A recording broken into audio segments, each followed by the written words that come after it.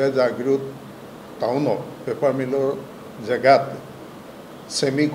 টাটাৰ ছেমিকণ্ডাক্ট ইণ্ডাষ্ট্ৰী এটা হ'ব আৰু তাৰ পৰিপ্ৰেক্ষিতত ইতিমধ্যে হাজাৰ ছোৱালী তেখেতসকলে যিখিনি নিয়ম কানুন আছে তাৰ মাজেদি তেখেতসকলে বাংগালোৰত নি ট্ৰেইনিং দি আছে।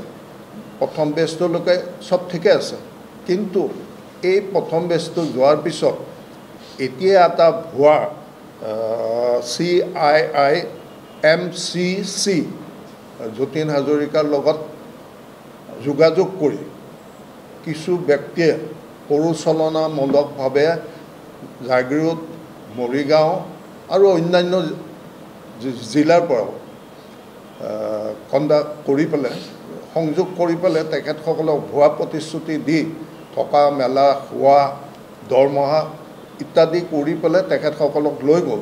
কিন্তু লৈ যোৱাৰ পিছত তেখেতসকলে যেতিয়া বাংগালোৰ, কৰ্ণাটক এনেকুৱা জেগাবিলাক পালে, তাত গৈ তেখেতসকলে দেখিলে যে এইটো গোটেই সম্পূৰ্ণ ভুৱা। তেখেতসকলে যিবিলাক প্ৰতিশ্ৰুতি দি ইয়াৰ পৰা লৈ গৈছিল সেই প্ৰতিশ্ৰুতি তাত পালন হোৱা নাই। আৰু কথাটো হ'ল কি, এই ক্ষেত্ৰত নাগৰিক সমিতি যথেষ্ট চিৰিয়াছ বিষয়টোত।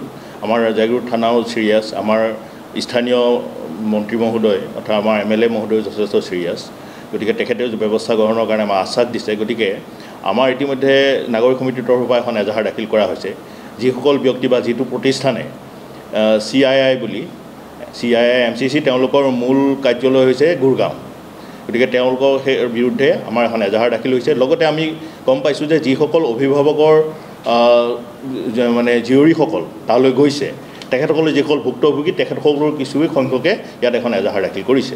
তেওঁলোকে বিভিন্ন পৰিচিত কৰি আৰু পৰিয়ালক তেওঁলোকে বিভিন্ন যোগাযোগ ৰাখি একমাত্ৰ কথা হৈছে কি, যিহেতু জাগিৰোডত ছেমিকণ্ডাক্টৰ হ'ব, ইয়াত 15,000 নিবনুৱাই চাকৰি পাব, 30 লাখ নিবনুৱাই বিভিন্ন সুযোগ পাব।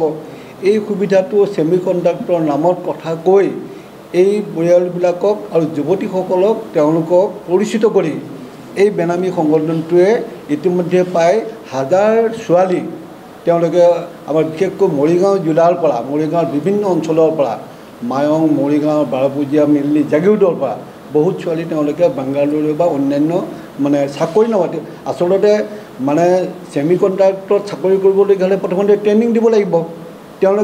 তেওঁলোকে এনেকৈ কৈছে, তোমালোকক আমি এপইণ্টমেণ্ট দিম, এপইণ্টমেণ্ট দিয়াৰ পিছত তোমালোকে তাতে 18 মাহ চাকৰি কৰাৰ পিছত তোমালোকে ইয়াতহে আকৌ ছেমিকণ্ডাক্টৰ জাগিৰোডত চাকৰি পাবা। এনেধৰণৰ তেওঁলোকক প্ৰলোভিত কৰা হৈছে। লিংকটো তেওঁলোকে কেনেকৈ পাইছিলে, ছোৱালীকে পাইছিলে বাৰু, সেইটো মই তেওঁলোকৰ পৰা আপোনালোকে গম পাব। কিন্তু এইটোৱে জানো যে গুৱাহাটী এমপ্লয়মেণ্ট অফিচ, তেওঁ এড্ৰেছটো দিছে গুৱাহাটী এমপ্লয়মেণ্ট অফিচৰ এজন, তেওঁ কোনটো বিভাগ হৈছে মোৰ ইমান মনত নাই, ছোৱালীখিনিয়ে গোটেইখিনি জানে। তেওঁৰ নাম যতীন হাজৰিকা। তেওঁ লিংকটো দি পেলাই গোটেই ছোৱালীখিনিৰ লগত প্ৰায় 15 দিনৰ এটা, মোৰ ছোৱালীখিনিৰ কথাহে মই এতিয়া ক'ম, বাকীখিনি কেনেকৈ গৈছে সেইখিনি পিছত আপোনালোকে গম পাব।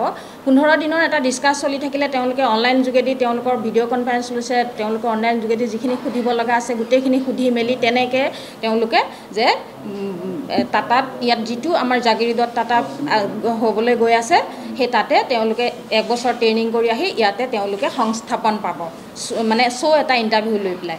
সেই আশাত ছোৱালীখিনি তালৈ গৈছে ট্ৰেইনিং কৰিবলৈ।